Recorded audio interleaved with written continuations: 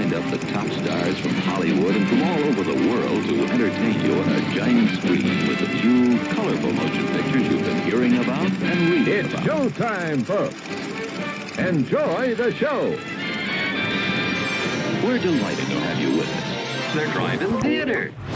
You'll find something to please you to add to your evening's enjoyment. Is pleased to bring you our feature presentation.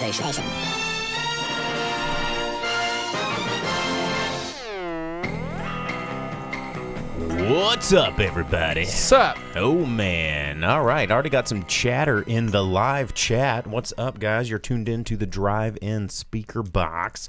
It is Monday evening, or whatever evening it is for you if you're listening to our podcast version of this. But if you're tuned in live over on our Facebook or our YouTube.com/the Drive-In Speakerbox, you can join in on the chat.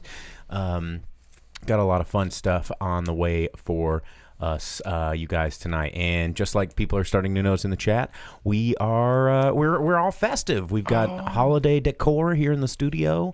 Got the garlands up, the old timey, not LED bulbs, because I hate those LED Christmas lights. They give me headaches. You know what I need to do? I need to find Captain Hook action figure from the best Christmas movie ever made. Peter Pan. I mean Hook, but yeah, Hook, that's what he says. Yeah, you need to bring him up here, and we can hang him on our garland, our ornaments. We'll be collecting some more ornaments as the month progresses, because it's almost Thanksgiving, which means it's Christmas. I don't agree with according to the consumeristic capitalistic society, we are totally Christmas now. But yeah, I don't agree with that. But shout outs to Vince and Tony already chatting us up in the comments here. We've got a lot of fun stuff for you tonight. If you, again, are just listening to the audio-only version of this podcast, you will not see the sign in the background telling you what we are going to be reviewing tonight. But we've got 3 movies on deck that we saw over the weekend. We were busy movie boys. And the Grip went and saw Beautiful Day in the Neighborhood. Mm-hmm. I went and saw 21 Bridges, and also got a chance to see Parasite, which is in limited release, Korean film, and it's playing right here in Northwest Arkansas at our local AMC theater. So I managed to go get a peek at that. We're going to be talking about all those films tonight in the show. But first, we're going to go over some news. Probably going to keep the news segment a little bit short this week because not a whole heck of a lot happened, A, and B, we have a lot of ground to cover with 3 movie reviews. So I don't know if you heard about this, but RoboCop, something we've been talking about a lot on several years of the Drive-In Speakerbox now. They have been talking about a RoboCop sequel to the original RoboCop film, kind of throwing out RoboCop 2, 3, and the remake. Well, and then how's he going to have jetpacks? Well, he's not going to have jetpacks. That's why. I'm all for getting rid of that kid, that little snarky business butthole kid. With the mascara kid that was in all the movies in like the 80s. Yeah, I guess. Like the little murder boy that decided to like kill RoboCop. Yeah. Forget that kid. But like the girl that was like John Connor with the reprogram tablet machine and jetpacks. Those are cool. Well, I don't know. RoboCop 3 is cool. I don't know nothing about no jetpacks, but... Did you not see RoboCop 3? I did see... I mean, I saw all those stupid jetpacks. I'd rather watch The Rocketeer if I'm going to watch some, like, friendly neighborhood superhero yeah, but with a RoboCop jetpack. could murk the Rocketeer. Everybody could murk the Rocketeer because he was in, like, the 40s. He was just an idiot. Yeah, he was an He was idiot. really lucky that Timothy Dalton didn't just, like, stomp him and then, like...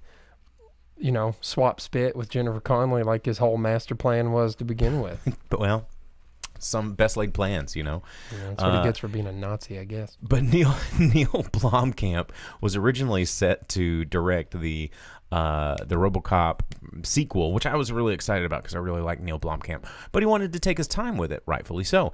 However, MGM, and we reported on this months ago, MGM was like, hey, in today's market, you need to do it quickly and just hurry up and get that product. We don't care how good or bad it is. It's not about being good or bad. It's about riding the hype train, and you don't want to miss the hype because if the hype's over, then nobody cares. Baby Yoda. But anyway, the MGM was like, sorry, you're taking too long. We're going to drop it. And then they are now trying to pick it back up and passing it over to a new director. And Abe Forsyth is this director. He just recently got a little bit of acclaim for this kind of zombie comedy, Little Monsters. And now they're trying to make his next film, RoboCop Returns. And I don't think I like the sound of this, you guys. Yeah, I don't know about that. Vince asked about RoboCop versus Rocket RoboCop versus Boba Fett. Boba Fett was also an idiot. Yeah. So there's that. I would say Rocket RoboCop. Yeah, forget all you fanboys out there that were like, oh, Boba Fett was so cool because he died in like 2 seconds. Boba Fett was only cool because he was mysterious and he did that disintegrated cool, people. And he did that cool head nod. He's like, He's only cool because he got a speaking line. Our boy IG-88 was is way the better. coolest. Way better of a bounty hunter. And Bosk could like kill Boba Fett, no problem. He's no good to me, Dad. Yeah. You know, it's also, Boba Fett's clone of an idiot who got his head chopped straight off. So this is true. These are all true statements. And The Mandalorian, if you want to hear a lot more of our opinions on that, you can rewind back one episode last week. You know what, though? Back when, Bounty Hunter was a pretty sweet video game. I never played it. Oh, really? Yeah. That's pretty good. Was They've updated it to new systems. You can play it on PS4 and Xbox One. Oh, I might have to check it out. Yeah. But in other news, speaking of old things being gussied up and made fresh again, this one kind of piqued my curiosity because of all the franchises to get remade, this is not the one I would have chosen. I mean, me personally, I'm kind of excited about this, but I would have never found this to be like a marketable thing, especially considering the source material. But Channing Tatum, everybody knows old Chante. Everybody loves old Chante. He is wanting to do a reboot of the 90s comic icon, The Max. Now, I don't know if you remember any of Icon? Well, I mean, for that particular, what was it, Image Comics? It was a 90s comic. But it was Image Comics, and he was one of the flagship. It was like him and Spawn, I think, right? Or like the two big Image Comics guys. Wildcats, dude. Again, like I was saying, these were the two big... Wildcats is sick. It's like one of the only things that they've brought into DC now. Wildcats are like regular DC. I like the space flying cats. No, dude, you're thinking of SWAT cats. Oh, okay. Yeah, or yeah. Thundercats. I know the Thundercats. Oh, SWAT cats. That's what I'm thinking about. And they're like, we fly airplanes into space. SWAT cats. Or whatever. They were just a SWAT That's team. probably not the theme. No, they were a SWAT team with that were two guys with a really sick jet that could. It was no, like then I'm thinking of plane. something else. It's a cartoon show with cats driving spaceships. Thundercats. No, they didn't. I mean, that yes, but no. Heathcliff didn't have a spaceship.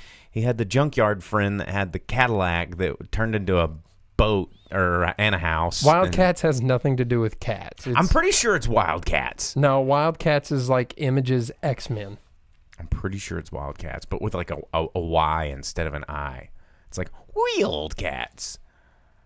I'm serious. I'm not going to Google it right this second, but we've got other things to talk about. Anyway, The Max. And yeah, so if you remember the 90s, and MTV did an animated attempt at The Max, which was creepy and cool and weird and very much like liquid television era style of anything goes animation, and they did a series out of it, and it was very bizarre, and I mean, it just so freaking 90s.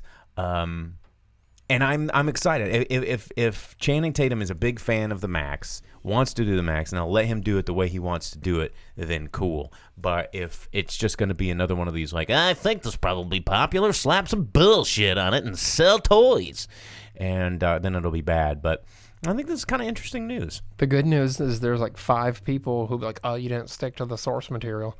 Everyone else will be like, I've never even heard of this. Exactly. And then you search your dollar bin at the local comic store for 5 of them. And then you'll be For super $1. ecstatic because you're like, what? This is awesome. Anyway, speaking of money being the whole source of why we get garbage crap just shoved down our faces ad nauseum, Despite being envisioned as a one-off origin separated from the DCU, the Joker, as the boom operator predicted, is getting a sequel. And they've already announced it. They've already talked about it, and they're going to start working on it now, even though it wasn't intended to plan on it. But guess, just like I said before it came out, if it does well and makes all the money, we're going to keep getting them until it stops making all the money. And if you do anything where you spend $60 million and then you get in return $1 billion, you're going to get those until that turns into I spend 60 and then I get 70 back. Well, didn't they say they were going to do like more like Elseworld style origin movies like this? I mean, they are now. For like other DC villains. But speaking of properties that you think you're going to get sequels till they're dead, but then the money doesn't roll in as much, so they kind of question it. King Kong versus Godzilla, or whatever it's going to be called, that's getting pushed back by 7 months. A lot of speculation on whether or not they might even release this movie because the box office for Godzilla King of the Monsters did not perform up to what they wanted it to do. Despite making a lot of money still, but it just wasn't as much as they'd hoped. And so they're like, well, maybe we need to pull the plug on this franchise because it ain't making any money. Yeah. Money. Vince wants you to get the whiteboard. We have one. It's over there. 10 feet away. Then Johnny says Joker 2, Return of the Boner, with Joker and his pies, and he's running away shouting about boners. Mm-hmm. Yeah, because that used to not be the same thing that it is now. Gotham by Gaslight, didn't they already make one of those, like an animated one of those? Yeah, they did the animated. Yeah, that's what I thought. Yeah, that's in the comments. You know, it would be cool if we weren't getting this really stupid Birds of Prey movie that's all about Harley Quinn and ruined one of my favorite DC characters from the trailer so far, which is Huntress. Oh yeah, Huntress is pretty cool. Yeah, Huntress is super cool. Because she goes from being the daughter of Batman and Catwoman in one world to just being a super badass, like criminal murderer with a crossbow in the other. That's pretty dope. Super cool character. Pretty dope. Yeah, she's like probably my favorite of the Bat Squad, no doubt. Whoa, big words. Yeah. The Bat Squad. Anyway, that's happening. Joker 2, Electric Boogaloo, or Electric Boneroo. They could do that. Yeah, Bonnaroo is going to be the new music festival that I start. Anything else worth talking about? Well, what if they had Joker instead of dancing on the stairs in the second movie? They have him doing the break-in thing, like Electric Boogaloo, like Boogaloo Shrimp. Mm-hmm. Anyway, it's nothing else I really want to. I think it's worth talking about. I think that's all. I think we just need to go start moving in with the rest of the show, telling you what's coming out in theaters this weekend because movies are coming out. A couple of movies are going to be hitting the screens. I think are both probably going to be pretty decent. The first one that I think is the original trailer that I saw for it. I loved, and then they did another trailer with it was the same trailer but with different music, and I saw it recently in the theater, and the music was like way more intense and like stereotypical of today's style of action movie, but it's Queen and Slim, and it's from director Melina Mastokas, and it's about this couple's first date. They like meet on Tinder or whatever, and it takes an unexpected turn when they get pulled over by a police officer, and they're both African Americans, and he failed to signal, gets asked to get out of his car, and then the officer like draws a gun, and they kind of react and accidentally kill this cop, and then they're on the run, and it kind of looks like a really interesting sort of, the you don't see these style of movies very often, like the American Highway movie. Where you're just kind of, it's two people in a car driving a lot and either running from themselves, running from a situation, running from the reason that they're running is never the plot of the movie. It's the journey of what happens to them and how they evolve, which makes the story interesting. And I think this is going to be one of those movies, and at least I hope it's going to be one of those movies. You don't see movies like that much anymore. But I would, I've got hopes for this one. I don't know. I'm probably going to see it this weekend. Also coming out this weekend is from director Ryan Johnson. Everybody's got their panties all ruffled up because Ryan Johnson did the Star Wars movie that one time, you guys. And it's probably the worst movie he's ever directed because the worst movie. Ryan Johnson is actually a pretty talented director. Brick. I remember when I first saw Brick, I thought it was really, really cool. And, he's got talent when he's left to his own devices, but then he gets thrown into the Star Wars machine, and you don't get to make your own movies anymore. Despite what you like to say, you're a product of this machine, the Disney machine. But you've probably seen the trailer 1,000 times. It's kind of a modern-day whodunit, starring Daniel Craig with a pretty weird Southern accent, Chris Evans, Jamie Lee Curtis, Don Johnson, kind of an ensemble cast. In this one, and dark comedy, murder thriller, looks pretty good. I haven't seen a kind of a classic whodunit in a really, really, really long time. The Orient Express. Oh, that was a remake. So. I mean, but yeah, that was a good whodunit. It was a book. It was a book before that. What's your point? Yeah, but I'm just saying this one's I don't know. It seems fresh ish. Let's see what we got going on in the comments here real quick. We got Tony saying a Willow sequel. We were talking about that the other day, like a series coming out.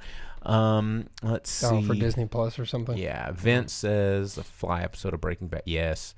The Fly episode of Breaking Bad. Oh my gosh! And then Johnny Dalton says the Marlboro Man. Yes, the Marlboro Man is the Fly episode of Breaking Bad. So that was Ryan Johnson. I never watched Breaking Bad, but is the Fly episode of Breaking Bad like someone does the meth and then they turn into the Fly and it's like a monster movie episode? I wish. However, it is just about a pesky fly in the lab, kind of the whole episode. The episode doesn't tie into the story at all. It's kind of and then he lands in the meth and then becomes the Fly. Yeah. And then does sex to Gina Davis. And then breaks that dude's wrist in an arm wrestling battle. Yeah. Wow.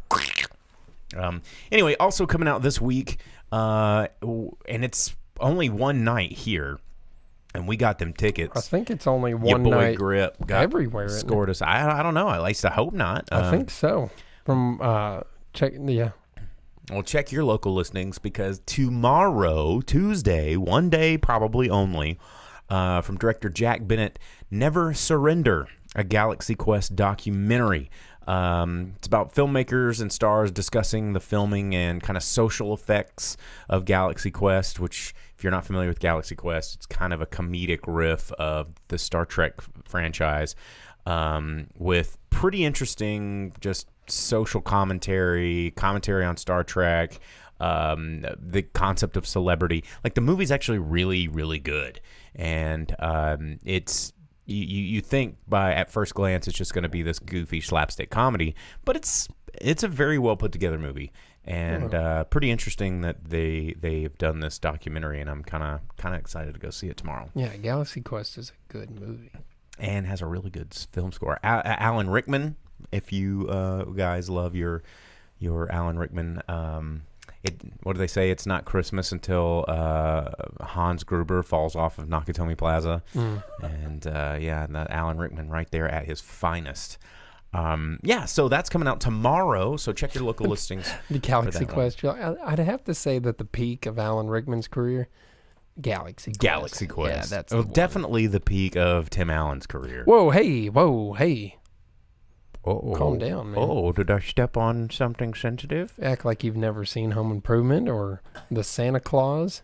Well, was Galaxy Quest not after that? Yeah. Or before that? No, Galaxy Quest was 99. It was after. Way after. You ever see Zoom? Zoom's a pretty good movie, actually. Zoom. Yeah, it's where he plays a superhero named Zoom. I have not. And he has to train a team of kids to battle his brother like coming back. Tim Allen movie. It's pretty good. I'm going to take your word on that because I usually try to limit myself on my Tim Allen intake. Dude was a narc too, by the way. Wow. If you Google it, Tim Allen. We know. Oh yeah, Wild Hogs is a good one.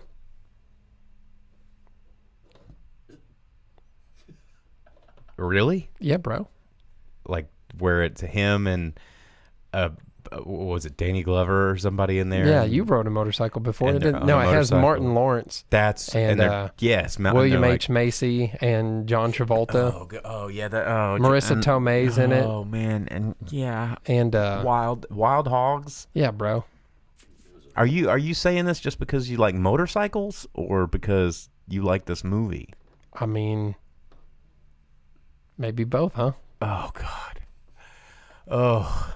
You wouldn't know. You've never been out on the open road astride a hog. I mean, I don't think I need to understand that Wild Hogs was a terrible movie. Unreal. I don't even know you anymore. Dude, it's about like bikers who come to protect a town from evil bikers. It's like Mad Max, Road Warrior, when he shows up and has to protect the civilization from. Are you sure we're from talking the about gas the same thieves movie? who show up naked and call people puppy? Are you sure we're talking about the Yeah, dude. where like Maybe you should pay more attention, huh? I'm pretty sure I paid attention, and I'm pretty sure it was on my top 10 worst movies of the year that year. You ever see Mad Max though? Yeah, but it's Okay, not same Wild thing. Hogs. Yeah, same thing. Wild Hogs just has more motorcycles, which I think makes we're it gonna better. have to just do a live screening of this with commentary. And see, as Vince says in the comments, he says Wild Hogs is in the top 10 worst movies ever. He watched it for a bad movie podcast and never got over it. Well, I think y'all are really missing out. Maybe Trying to pretend to be cool, saying you don't like it. maybe the grip's just trying to trick people into watching Wild Hogs.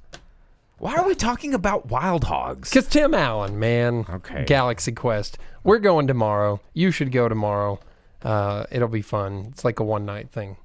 One night only. I think it's like a one-night, one-showing thing only, actually. I don't know. I think it's like that Depeche Mode movie where it's like, today at 7. You didn't see You it? didn't catch It's out? gone. Well, you're Yeah. a dummy. Like the man who killed Don Quixote. It was like a Oh, that was so one-time good. thing. I'm so glad we got to see that. Yeah. So let's go ahead and shift gears and transition into talking about movies that we saw, because we got 3 of them to review. We got Parasite, 21 Bridges, and Beautiful Day in the Neighborhood. I'm going to start with Parasite, mainly because it's been out the longest, because it's a Korean film from director Bong Joon-ho, and it's been out a little bit longer.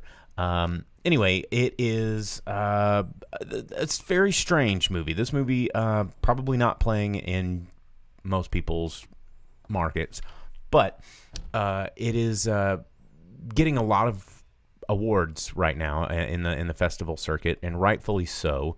Going back to the comments here, Deep Dig, Christmas with the Cranks was better than Wild Hogs.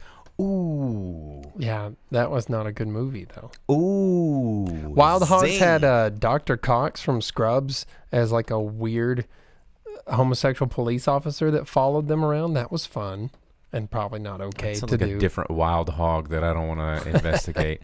Anyway, going It had Parasite. chili eating contest. Was there a fart joke It after had the the chili? Sklar brothers in it. They're funny. So Parasite, in theaters, limited release, probably expanded release, and it is, it's very difficult to talk about some of Bong Joon-ho's films because he's got this really interesting way of telling stories. Some of his movies are incredibly action-packed, like Snowpiercer, but then some of them are kind of interestingly tongue-in-cheek, like Okja. If you've never seen Okja, I highly recommend that movie. It is very, very unique. But Snowpiercer managed to find a pretty good American audience because it had, what's his name? Captain America? Yeah, Chris Evans. Chris Evans. It had Chris Evans in it. That was a comic book movie, too. Snowpiercer? Yeah. Yeah, and it was pretty good about the train and Anyway, but Parasite it's a dark dramedy. So it's a comedy, but it's a drama about this family of they're kind of a lower class, having difficulty making ends meet. They in I don't think it ever really says. Probably, I assume it's probably in Seoul, because big city in South Korea, it's probably Seoul. And so they're living in the bad part of town, and one of them has a friend that's in college who comes in and asks a favor of his buddy.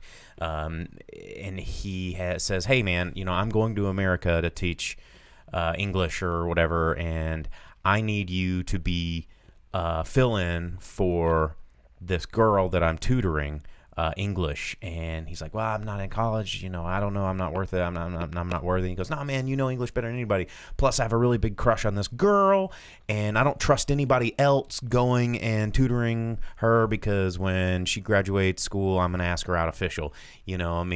It's one of those weird little plot lines that you see a lot in a lot of anime and a lot of K-dramas. You see that theme. And so the English teaching makes you attractive to people? No, just like I'm going to properly ask someone out when she graduates, and I don't want anybody to get on my territory.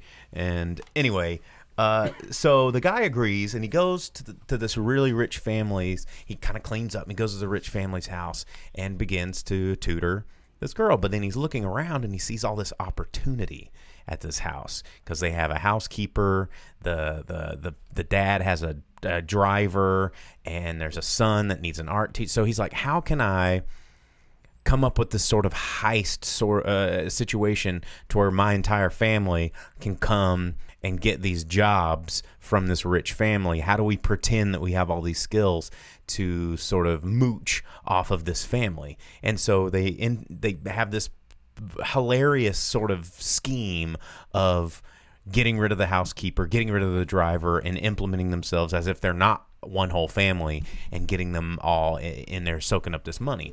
And it seems to be working for a while, until things take a very dark turn. And I don't want to spoil it for you, but it's one of those dark turns that even someone like me doesn't see coming, and I see everything coming. And the movie it's smart, it's funny, it makes you think, it deals with sort of the dehumanization of people when you start implementing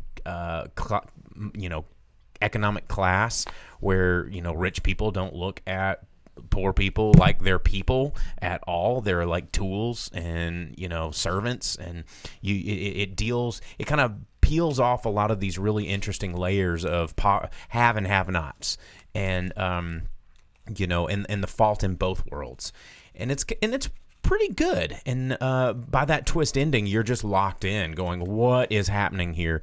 Because everything just spirals out of control. And some really good performances from his cast, where they're able to go from moments of pure comedy where you're laughing out loud in the theater to by the end of it, you're like, just left speechless. And it's a very, very good departure from a lot of the movies that you're already going to be seeing in theaters right now. And if it is in your town, I recommend you check it out, because he is a very, very talented director, and I'm very happy that another one of his films has managed to make it into the United States market, because he's one of the few directors that's managed to do it with somewhat regularity. So there you go. Yeah, Parasite, out in theaters right now. So, since you said it was kind of like a heist movie, though, and it got dark, like Johnny asked, how close was it to that new Rick and Morty episode, huh? I haven't watched any of the Rick really? and Morty. It's just an episode about heist movies and how much he hates heist movies. No, it's not much of a heisty scenario, other than just them trying to screw other people over and taking their positions. There's no big MacGuffin that they're trying to liberate from the hands of the rich people. It's just like, we want to get jobs here, and we have to figure out a way to where they don't think it's A, we're not qualified, and B, that we're all related, because then they don't want to hire us. It's hard to explain, but it's really good. It's very, very good. So, yeah, Parasite in theaters right now, you can check it out. Tony asks over on the YouTube comments, he says, if the Parasite has anything near the quality of The Host or Snowpiercer, I'm sold. And it's just called Parasite. And yes, absolutely, because it's from the same director as Snowpiercer. So, yes, I check it out, Tony, if it's in a theater near you, and I think it should be, since I think you live around here. So it's at our local AMC, and it's probably only going to be out this weekend because there's a lot of new movies about to hit. Yeah, I wouldn't take your kids, though. A lot of reading, and there's some violence. And a couple of sexual scenes. A lot of reading. Yeah. Don't take your kids. There's reading. Ugh. Well, little kids aren't going to sit there and read, an hour and 40 minutes or 2 hours and 10 minutes of subtitles. Maybe cool I know a kids lot will. of adults that won't do it, and you're missing so many good movies if you don't read subtitles. And honestly, you should have subtitles on all the time, because a lot of times you miss important stuff that's being said. Don't shake your head. No. Subtitles are the best. No, I don't like that. I always have them on. Always. Gross. Always have them on. No, bad. Like a video game, that's a different. Like a movie, no, don't do that. Always. Every time. No, bad. If they wanted subtitles, they would have directed it so that it would have subtitles. Everything has subtitles. Yeah, but I'm saying like permanent. They'd be there on purpose. That's because I don't need subtitles. you dumb. All right. Moving on. Tell us about the movie that you saw this week. Oh, I saw It's a Beautiful Day in the Neighborhood, the Mr. Rogers movie based on the real-life article by Tom Junod in Esquire, where he did a piece on Mr. Rogers called Can You Say Hero? Super famous article, and it was a expose about Mr. Rogers and how it changed his life and everything. So this is a retelling of that true story. They did fictionalize the author of the article rather than being Tom Junod. They changed his name. Yeah, they changed his name, his personality, his backstory a little bit, So there's elements of him and it there, but they changed it to where he's a more dark and cynical character. Kind of skeptical of Mr. Rogers. Yeah, being that's completely You're probably a creep. in a position to be won over by the most wholesome person to ever live, ever. Forget Mother Teresa. Mr. Rogers was like, he was the one, right? It was pretty good, man. Everything was pretty spot on. I ended up being the only person in the theater, so I got to be that child that Mr. Rogers always talks to when he. You were the only person in the addresses theater? Yeah, Oh, man. that was fun. What time did you go see it? The Late Show, man. Okay. Of course. All right, that makes sense. Shout out to our local AMC theater for showing the late shows this week. Also, because shout outs to our local AMC theater for showing early shows on Sunday. 10 a.m. movies. No, because that's when they close early, too. Oh. If they open early, then they do the 7 p.m. shows as the last one. And I hate that. Forget you.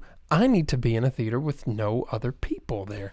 I like going in the morning sometimes because it's nice to start my day with a movie. I'm not waking up at 9:30 on a Sunday to go watch a movie. Can't do it.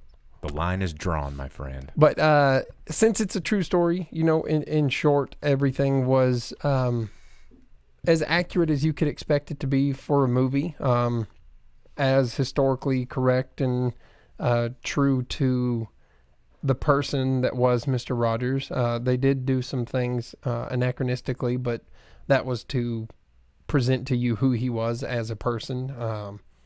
Now, did Tom Hanks do an impression of Mr. Rogers doing the meow meow gonna talk about learning meow meow?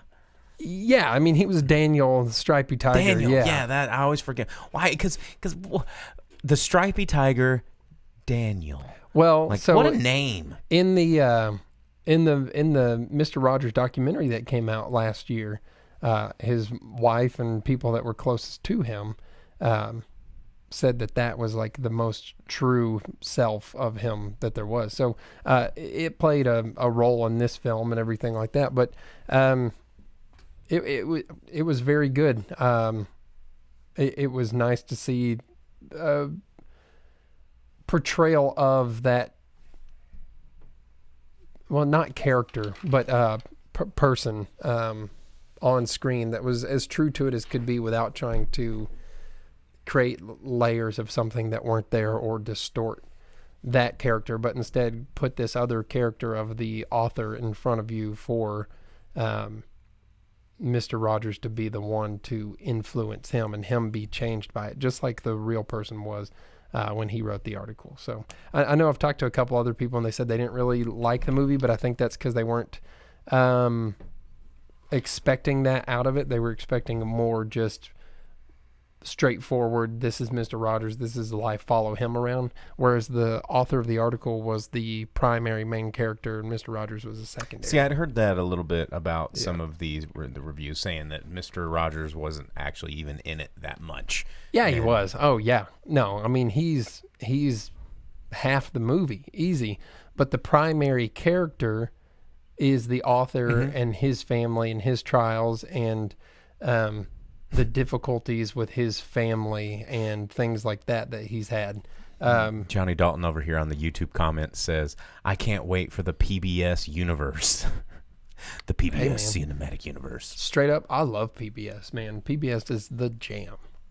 Education is awesome. Yeah, you have like the super assemblage of Bob Ross and Mr. Rogers. I don't think Bob Ross was ever on PBS. Was he on AETN or PBS? I thought AETN's Arkansas Entertainment. But where wasn't Bob Ross on or PBS? Arts and Entertainment? Where would Bob Ross have been if it wasn't PBS? I don't know. I'm pretty sure it was PBS. And then Sesame Street. Oh, and yeah. Then, yeah. What channel's PBS? Do we even have PBS? Like what comes on PBS when it's not these super famous shows? AETN. Oh, okay. Yeah. It's the same network. Got it. They share a channel. Oh, that's weird. No, but sharing a channel. Yeah, but it was super good, man. It was wholesome, and it made you feel feels, and it taught real lessons that Mr. Rogers himself would teach you through his show. So you kind of got. Did he toss a shoe from his left hand to his right hand? Mm-hmm. Hell yeah. Yeah. All of the little mannerisms of him were there, and it was.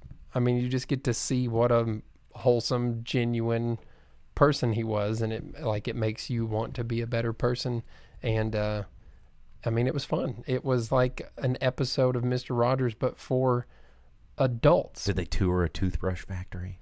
No, but they toured how magazines are made. Oh, close enough. And all the scene transitions were done as like the model town and everything like that. The only thing I think the movie didn't have that like an episode of Mr. Rogers would have is the trolley. No, it was there, but like a craft, like something to make. Yeah.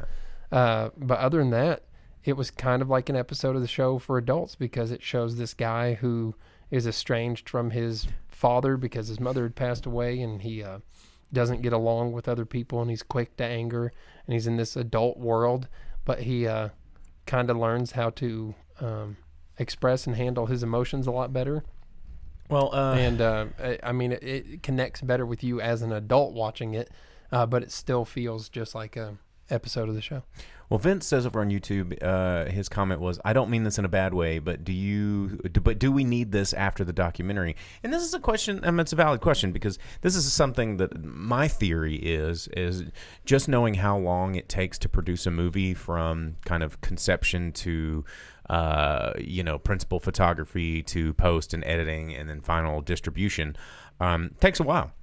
Well, and so I feel like the success of the doc is what sparked this movie because most things are money related. And so everyone's like, oh, everyone's got Mr. Rogers fever. We better get a Mr. Rogers movie out right now. So I'm pretty confident that those two things are correlated, but I don't necessarily think it's a bad thing in this situation. Mr. Rogers is never a bad thing. Yeah, what does it hurt to have a documentary and then a movie that can explore other characters with that person in the world as a story rather than a documentary? You know, I think they both have their purposes and ways of reaching different audiences. Right on. So I think it was done well. Well, cool. Everybody loves Mr. Rogers. A Beautiful Day in the Neighborhood in theaters right now. You can check it out at your local Cinemaplex. It's going to be everywhere. It also had one of the stars of the Galaxy Quest documentary that we'll be watching tomorrow, Enrico Colantoni, who played one of the aliens in Galaxy Quest. So there you go. Small world. All right. Also, we're going to be talking about the next film that I saw this weekend, which was 21 Bridges. This movie, directed by Brian Kirk, starring Chadwick Boseman and J.K. Simmons, Sienna Miller. Does J.K. Simmons play Commissioner Gordon in it? Basically, he's a cop. It also has Tyler Kitsch and I want to say who else is in this movie. The other main co-star, he wasn't I want to say Stephen James, not a really big actor, but Keith David's in that movie. Keith David is in this movie, but only for like a hot second. Because I saw him and I was like, oh, it's Keith David. But because I mean, one of my fondest Keith David movies is Men at Work. Like what a performance, where he's like the angry post office guy or whatever with the BB gun. Oh. And anyway, that was a good movie. So okay, 21 Bridges. Let's get into this one. I don't really know how I feel or felt about this movie walking out of it. While I'm in it, you know, it is a classic. It's a classic sort of, crooked cop story.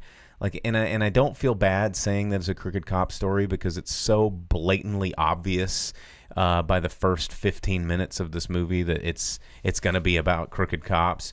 Where at first you're just like, these two people kill cops, and it's Chadwick Boseman, the cop killer hunter's job to stop them. We call it 21 Bridges because we're going to lock down all the bridges. The trailer. Was it just like Dredd?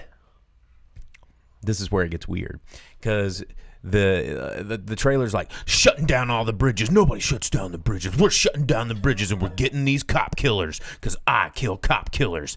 And so in the movie, they gave this movie the wrong title.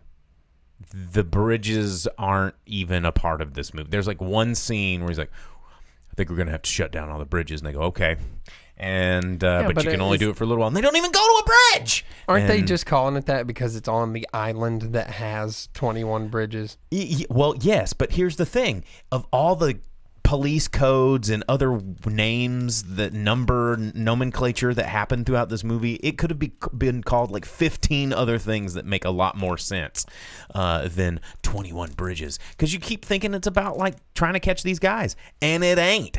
There's a really interesting, or that Nightwing's going to show up from Bloodhaven, or who's going to show up is Dr. Bashir from Star Trek Deep Space Nine. He is in this movie for a hot minute. Alexander Siddig. He plays he's like a money laundering dude, and it's always cool seeing him pop up.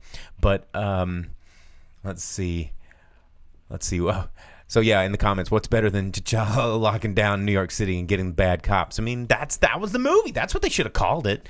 And and the thing is once it got to that point. So I reviewed a movie a couple weeks back called Black and Blue, and it was another kind of a crooked cop movie where there's like one cop who has a really good sense of moral code and justice, and is like, oh shoot, I gotta uncover some seedy, dirty cops while not being able to rely on the police force that I'm surrounded by. If they find out, I'm done for. You've seen it a million times. And in this movie, it kind of, by the time you get to that portion of the film, you kind of stop caring so much. And you kind of want them to just hurry up and catch him, and then they do, and it kind of resolves itself pretty quick. And I kind of hated it for it. So I mean, I'm just saying, if they had RoboCop on a jetpack, you would have found him a lot quicker. Well, I guess that's true. I mean, well, and here's the thing. He found him. It wasn't hard to find him. It was just hard. It just took too long to resolve. And, most of this movie is spent trying to shoot Taylor Kitsch, who is pretty much only there to shoot cops. That's his whole job, is to just shoot like 18 cops, and then the other guy who's like, I don't like shooting cops, kind of stumbles on this big cover up. But the movie it didn't know what it wanted to be. And Chadwick Boseman, it was really cool seeing him in a role that isn't a Marvel movie, and I did enjoy seeing that. And he did a great job. J.K. Simmons is always J.K. Simmons, and that's always an okay thing. Taylor Kitsch, I actually like Taylor Kitsch, and he was pretty good. John Carter from Mars is a pretty sweet movie. It is a pretty sweet movie. And so, the pieces at play here weren't really the problem, but the assembly of them all just kind of fell flat on its face. And I think this is going to be one of those kind of forgettable action movies. It had a pretty intense score, and there was some really cool, I feel like Michael Mann should have directed this movie, and if he had, it would have been really badass. But I just don't think that this director knew how to get that sort of gritty Training Day vibe that this movie really needed to be. What if they replaced Chadwick Boseman with Cobra? Are we talking like Sylvester Stallone's Cobra? Yeah. I mean, okay. Or Black Rain. Okay, but maybe Cobra. Yeah. I mean, Michael Douglas was pretty cool in Black Rain. You got to admit. Dude, but Cobra had like the gruff and the gun. That poster. Yeah. Yeah. Can we pull up the poster really quick for Cobra with Sylvester Stallone so the people watching at home know exactly what we're talking about? And he just walks into hostage situations and he's like, you're done, bad guys. Yeah, which is pretty much how it goes.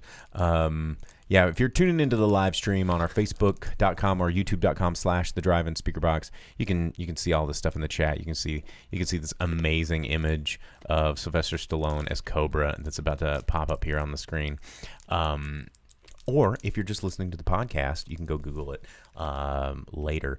But again, a reminder about our podcast. If you want to check us out on the go without having the tediousness of staring at our faces and all the fun bric-a-brac in the background, you can find us wherever you find your podcasts. Spotify, Google Music, Apple Tunes. Let's write a movie like this, and it has RoboCop and Cobra, and it's like Dread or The Raid all put together into a single movie. Oh, that would be cool, man. We need a Mega City 1 with Cobra and RoboCop. And, that's that. I mean, sold. Do we have that photo? Can we find it? Are we having some problems with technology problems? Well, Google it. We're not going to mess with it. We're having some tech issues here in the studio. So, anyway. Let's see. Vince says over on hit the comments. He says, so without Michael Mann, this movie didn't have enough heat. Womp womp womp. And also in the comments, Bashir was a pompous jackass from. I got upset when I read that earlier.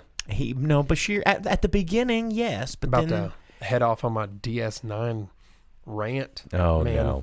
No. Moving down the comments. Bashir had his reasons. They explored it, and he became a very well-rounded character. And he survived asteroid prison with my boy Martok. He did. And the grip's not wrong. Also in the comments, the movie Street Fighter had no actual street fighting in it. Oh, there we go. There's Cobra right there. Look at that, man. Somebody needs to dress like that for Halloween. Like that's the move. No one would know who you are, but wow, Cobra. All right. So there you go. 21 Bridges. I was not that impressed with it. Again, it's one of those movies that I have to really take that separation of the moments that I experienced in the film, because this is something that I was talking about with The Mandalorian. It's just because there are parts in a film or a TV show that you think are cool or you laugh at or you're like, oh, that's cute. Doesn't mean that the overall piece of work is good. And 21 Bridges is that. There were some really cool gun battles. There's some cool music, some good performances. Chadwick Boseman, all those things are cool and we're good. And you got the bad guys, and you felt good that the bad guys got taken down. But at the end of it, it really wasn't a very good movie. It was just kind of, okay, whatever. And kind of how I feel about a lot of things. I could have told you that without watching that movie. Yeah, it's just pretty meh. Pretty meh. So anyway, 21 Bridges in theaters right now. You can check it out if you want to. It is there. Don't take my word for it. I would definitely love for other people to go make up their own minds. Yeah. So that's the movies that we saw. There's 3 of them. Frozen 2. We didn't get to go see Frozen 2. Was really maybe you didn't. Surprise movie review. What? I saw Playing with Fire, and let me tell you, Oh God. I didn't actually do that. Oh, you didn't? No, I didn't watch either one of those. Why would I do that? Well, because you liked Wild Dogs. That's true. I think that Playing with Fire seems right up your alley. Yeah, playing with fire hoses, Wild Hog fire hoses. What are you eating? Jurassic Park dinosaur candy. Okay, all right. From my Dilophosaurus dispenser. Candy dispenser. Oh, very nice. Because movies. Because movies. Oh man. Anyway, what was I saying? There was a point that I was getting at. Frozen 2. We didn't see Frozen 2, and I was reading a really interesting article today about Disney's sort of lack of villains. Well, lack of memorable and good villains. Since when? Since the past 8 years. Oh, okay. And it's like a new problem. Like everything's too wholesome and everything's too comedy and they're not making any memorable villains. There's no Ursula or Scar or Jafar or Maleficent or these classic. She's there. She has, but she just got rebooted. That's the only thing. Or Jafar. You're talking all Sleeping in the Beauty, Snow White type evil witches. All of them. They've always had good villains. Gaston's a pretty damn good villain. Gaston is not a villain. He is totally the villain. Gaston is a war hero. He was a upright citizen of the town who just wanted what's best. He was protecting them from the bourgeoisie. Yeah, he was. And think about when Beauty and the Beast takes place. Everyone about to get guillotined, and Gaston's going to be holding that torch, and he's going to be sitting there singing Les Mis with everybody else, and their bread. He's going to be hanging out, being leader of the people. Gaston is the real boy. Not a villain. Gaston's the good guy. Like Gaston. Gaston didn't lock up Belle's dad forever and force her to love him and cast magic spells and chip little kids' heads apart and be a big-time butthole man to witches that just want to stay the night. Or let's see. Gaston had friends. He led sing-alongs. He worked out and protected the people. He entertained everyone. Not one person wasn't Gaston's best friend except for Belle's crazy dad. So, you do drive a pretty good point here. Yeah. He does have one of the best villain songs there is. Yeah, he came home from the war. He's like, yo, check this out. I'm ripped and I'm ready to party. And everyone's like, I missed you, Gaston. You rule. He's like, yeah, dude, let's party. Where the eggs at? Where the eggs at? Yeah, because he ate 5,000 eggs. Right. Yeah. Damn. Well, even Hocus Pocus. That's good-ass villains. Anyway. But Frozen's making a lot of money, but Gaston had great hair. He did have great hair. No one help me out here, Gaston. Does things like Gaston. Does more things like Gaston. Does like Gaston. Yeah, see? Best song. In Disney World, ever seen that video where Gaston does push-up contests? Yeah, because people think the mascot's like a joke, and then he one-hands it and just shows them what's up. Gaston. I haven't seen that. Oh, you've never seen that? No. Oh, man, it's sick. This kid's he challenges old Gaston mascot to push-up contest, and Gaston mascot just hops down there and starts pumping him out, and the dude's he's trying to be a big boy, and Gaston's no, forget that, and one hands it, and the dude gets he blows up. He just gets too tired, can't continue on, and Gaston mascot's just Maybe you should eat more eggs, player. It's true. The video's out there, and it's hysterical. I mean, mad props to the people that work at Disney World, the cast members. They go through a lot of stuff. Plus the heat.